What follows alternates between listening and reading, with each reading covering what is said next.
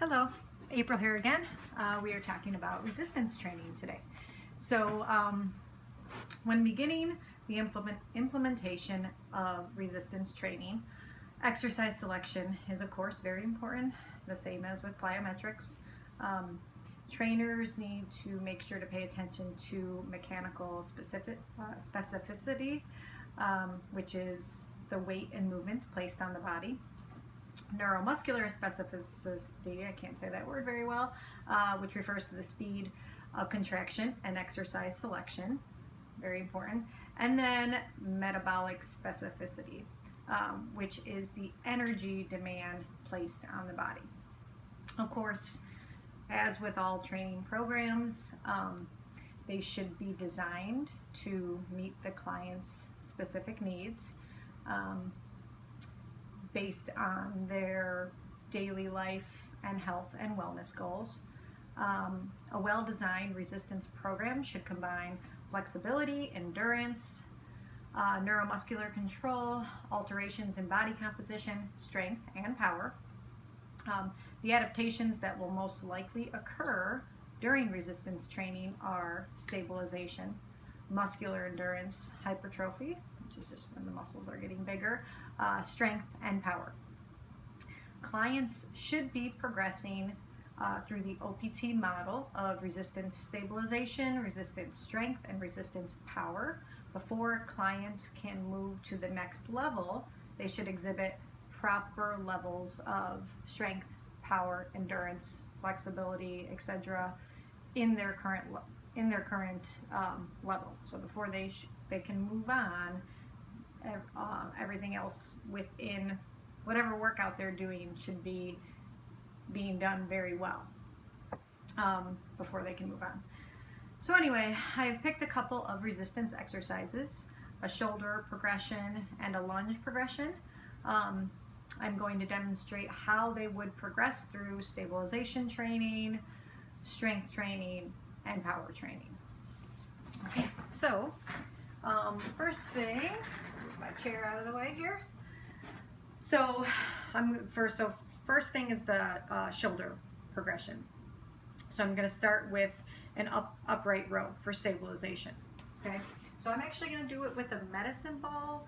It's probably actually better with dumbbells, but I'm using the med ball because then when I get into my power move, I'm definitely going to need the med ball, so just to make it easier to kind of progress from one to the next using the same thing. So with an upright row, okay, so I'm going to grab my medicine ball. I'm going to stand with feet shoulder width apart. See if you can see my feet. Toes pointed straight ahead, hips in neutral position, and knees aligned over the second and third toes. Okay, so here I am. Hold the medicine ball with both hands down in front of the body. Bring hands up to the chest. You're going to bring your hands up to the chest with the palms facing towards the body, which is a little bit easier with dumbbells, so maybe I'll actually go back and do it with dumbbells first. And elbows out high into the side of the body.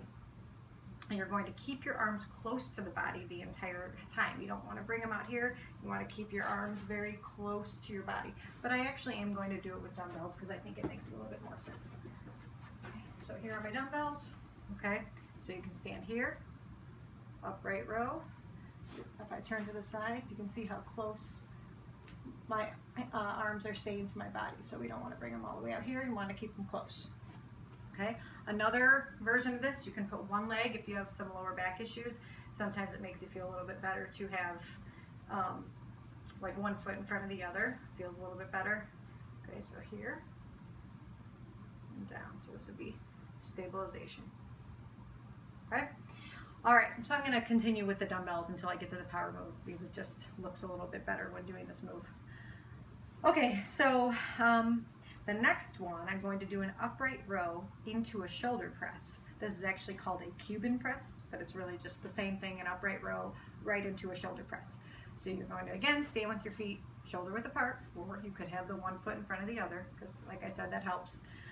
Toes pointed straight ahead, hips in neutral position, knees aligned over the second and third toes. Hold the medicine ball or dumbbells with both hands down in front of the body. Bring the hands up to the chest with the palms facing towards the body, okay, and elbows out high to the side of the body, keeping the arms close to the body the entire time. So same thing, then you're going to flip so your palms are facing away from the body and do a shoulder press, raising your hands to the sky. So you're here. So this is how this move would look. Upright row into shoulder press. Like I said, also called a Cuban press. And from the side, that would look like this. Okay. All right. So now for power, upright row into a shoulder press, also called a Cuban press, but with a throw. You're going to throw the medicine ball. Okay. So that's where I need my medicine ball. So again, same thing as before, standing with the feet shoulder width apart, toes pointed straight ahead, hips in neutral position. Okay, so you're here. You're going to hold the medicine ball with both hands. So you're not going to be able to get your palms facing this way like they were with the dumbbells. Okay, but you're still going to get a good exercise out of this. So bring your hands up to the chest. Your palms would be more like facing inward now. Okay, still working the shoulders now. And then keep your arms close to the body the entire time. Same thing. Then you're going to flip your hands up. Okay, and just before you were doing the shoulder press, but now you're actually going to toss the ball. Okay, so you're here, upright row, toss, probably with a little bit more force, but as you can see, I have this ceiling here in my basement, and I don't want to, ruin anything. So when you have a little bit more space, you would do your upright row and then toss with some actual force. Like you're trying to get it very high. That's going to be your power move. Okay, so that's going to be the shoulder progressions power move. But again, can't really do it down here. Okay, and then repeat. So those are my 3: stabilization, strength, and power for my shoulders. The next thing I'm going to do is a lunge progression. So for my stabilization move, I'm just going to do a squat lunge. So you're going to get in a lunge position, making sure that the knee is aligned with the ankle.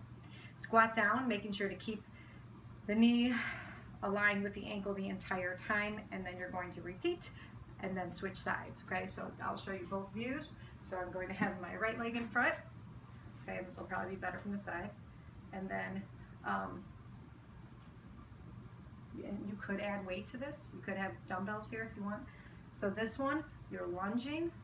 Well, you're already in a lunge, and then you're squatting. Okay, so you're not actually doing a lunge every single time. You're in the lunge, but then you're just squatting. So again, I can see my knee there, making sure that my knee doesn't go too far over my ankle. Okay. So that would be my stabilization move, because we're trying to get that core strong before we actually start lunging back and forth, because that takes a lot of core work.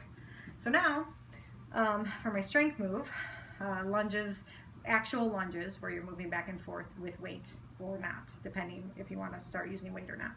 So you're going to stand with the feet shoulder width apart, toes pointed straight ahead, hips in neutral position, knees aligned over the second and third toes, and then you're going to lunge forward with your right leg, making sure that the knee is aligned with the ankle, and then lunge back to the original position. I said right leg, but I'm actually going to do it with my left, just because I just used my right, so I want to even myself out. Okay, so now we're going to, and I added weight. You don't have to add weight. You could actually have weight in the stabilization phase too. That's kind of, it could go either way. So here is now my lunges. Okay, so I'll do left leg. So you're going to lunge out and then back. So this takes a lot of core work. So this, all right, and I'll show from the side. A little further back for you. Oh, going off camera. Let's see. All right. Or, so you could do all rights, all lefts. You can alternate, do right, left, making sure it doesn't have to be done very fast. Okay. Okay. So those are, that's the strength move for lunges. And then for my power move, stand with your feet shoulder width apart, toes pointed straight ahead, hips in neutral position, and knees aligned over the second and third toes. You can hold weights. You don't have to hold weights. You could, maybe a med ball would actually be better for this, because to have like flailing dumbbells might be a bad idea, but a med ball you can keep kind of at your center, or a kettlebell, something more like that would be better. So you're going to jump lunge forward with your right leg and back with your left leg, making sure that the knee is aligned with the ankle, and then jump back to your original position. And you most likely, with people with this one, you usually switch sides as opposed to keep doing the same leg over and over again. It makes more sense to switch sides. Okay, so I'm going to grab my med ball. Here we go. All right, so you're here. So now instead of just stepping out, you're going to be jumping.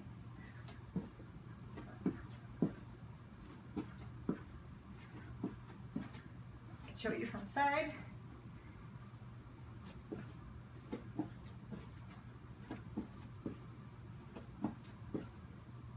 Okay. And then notice for that one, I came back to that home base between every single one. You could actually